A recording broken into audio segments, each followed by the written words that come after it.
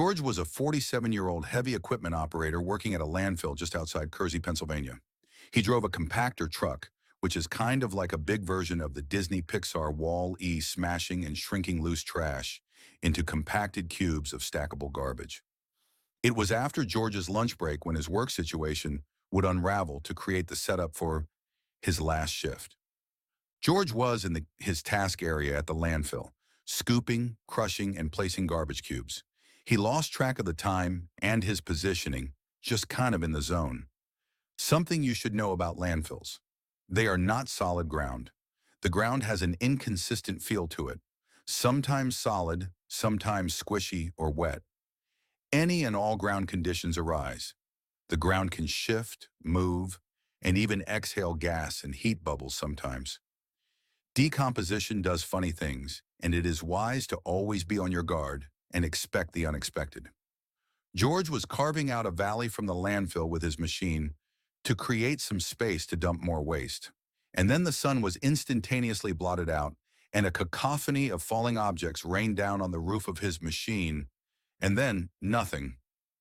Complete silence. He tried to peer out his windows only to be met with utter blackness. He pulled out his cell phone, toggled the flashlight app, and tried again. Garbage and debris covered every nanometer of window space.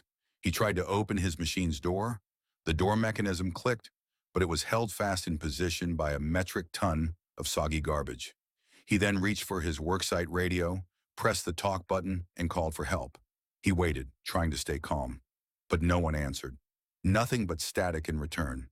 The signal was suppressed by the sheer volume of trash that now covered his machine, bumper to bumper. As a final resort, he decided to drive his way out. Brute strength might save him, but the oxygen intake for his machine engine was also covered, and his engine stalled out and was unable to be revived. It was dead, a grim foreshadowing. The company found his body 2 days later. It took 2 whole days to dig George and his machine out from under the multi-ton garbage heap that had collapsed on top of him. The coroner listed asphyxiation as the cause of death on George's death certificate. He simply ran out of air. It wasn't a cave-in the traditional sense of dirt and rock. It was garbage avalanche.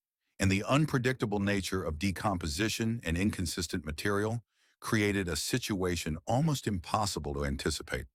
OSHA issued a single citation under the General Duty Clause, the catch-all used when there's no specific standard that fits, but the hazard is obvious to anyone who's paying attention. Landfill collapses aren't unheard of. In fact, they are expected. But operators try to work in such a way as to limit the maximum impact of such events. There are industry best practices, engineering controls, warning signs, slope angles, soil conditions and monitoring, and especially equipment placement, traffic patterns, gas monitoring, a ton of things that could have been done and paid attention to. In George's case, maybe not digging the trench in the first place and choosing a different method to fit in more garbage could have saved his life. The total OSHA fine was $10,140. Can you imagine slowly suffocating over the course of 2 days and it only cost your employer $10,000 for their neglect? We talk a lot about safety culture, about taking time, and about speaking up. But when your office is made of trash and your floor shifts beneath your tires, you don't always get a second chance to learn. Anyone here worked landfill operations? What conditions do you look out for when you're operating heavy equipment on unstable terrain? Drop it in the comments. Steve was 62 years old and worked in the oil fields of West Texas. The company he worked for supported the oil industry, and today he was pressure washing the inside of a 500-barrel frac tank that could hold 27,000 gallons. The gunk that builds up inside of these tanks are a combination of water, drilling muds, chemicals, and sometimes petroleum-based fluids, depending on what phase of the process the tank was being used for. When they get emptied, what's left behind is a toxic cocktail of sludge, vapor, and residue coating the inside walls. And Steve was inside of it. He aimed the sprayer high at the apex of the tank and worked his way down the walls. It was slow work to begin with, and it didn't help that the tank was so huge. Slowly but surely, the gunk yielded to the force of the water and fell away to reveal the true metal siding underneath.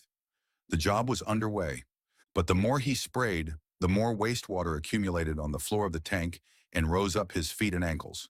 Steve started to get woozy. He wiped his brow and squinted at the wall, his headlamp lighting up just a small portion at a time. The air, clean and fresh at first, started to grow thick with odors, gases, and fumes, the more gunk he sprayed off the walls with his pressure washer. His last thought was that he should take a break and let the tank blow out a bit.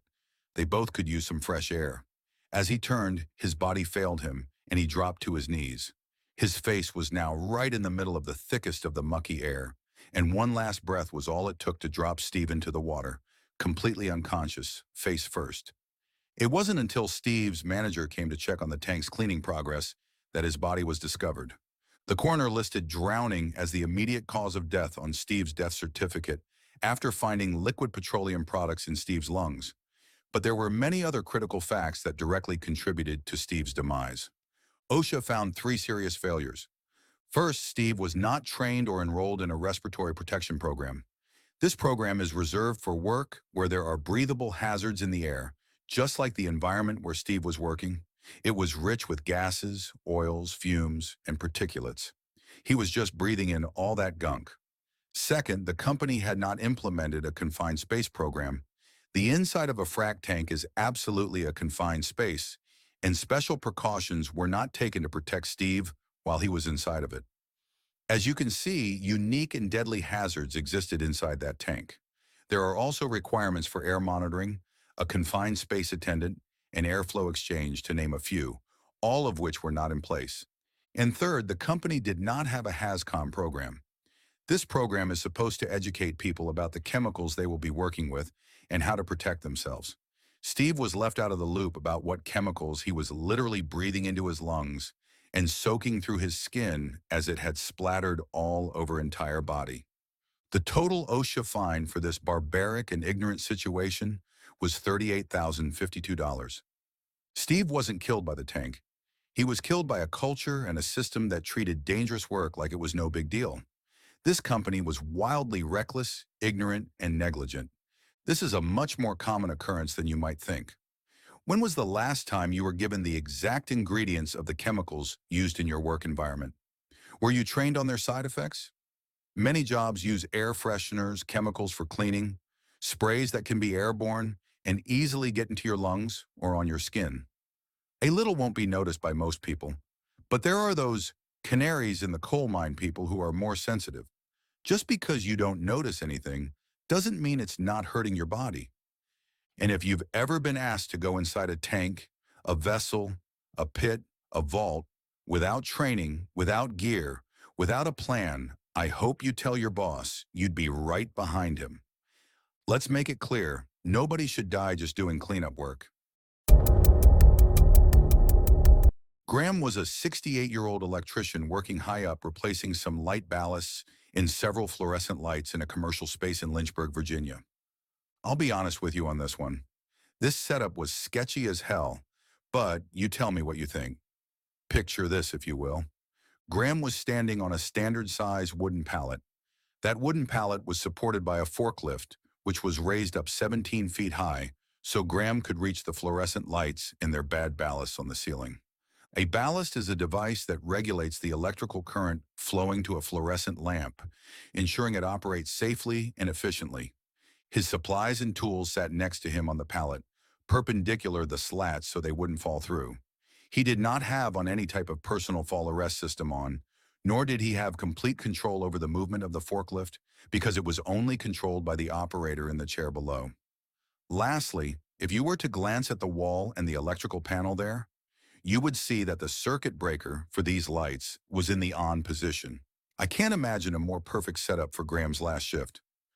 Graham reached up, tools in hand, and started to take apart the fluorescent lighting device to the point where he could install the new ballast. Suddenly, Graham's entire body lit up with electricity, and before he could register what happened, he struck the cement floor 17 feet below and died instantly. Let's go through the failures one at a time so we can be clear. 1. No fall protection. This would have kept him from hitting the ground. 2. Improper work platform. A proper work platform would have kept him safe inside guardrails and more securely kept his tools. 3. No lockout tagout. This would have made it impossible for him to be electrocuted. 4. Riding on a forklift was a big no-no.